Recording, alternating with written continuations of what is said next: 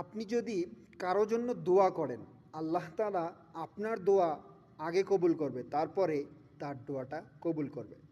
আপনি যদি কারো জন্য কোনো ভালো কাজ করেন, তাহলে আল্লাহ তাআলা আপনার ভালো কাজগুলো সহজ করে দিবে। আপনি যদি কাউকে মেন্টালি সাপোর্ট করেন, আল্লাহ তাআলা আপনার মেন্টালি সাপোর্ট করবেন।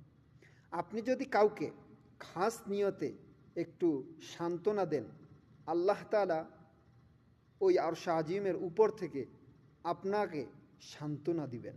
আপনি যদি কারো পাশে বিপদে আপদে দাঁড়ান, আল্লাহ তাআলা সর্ব অবস্থায় আপনার বিপদে আপদে আপনার পাশে দাঁড়াবে।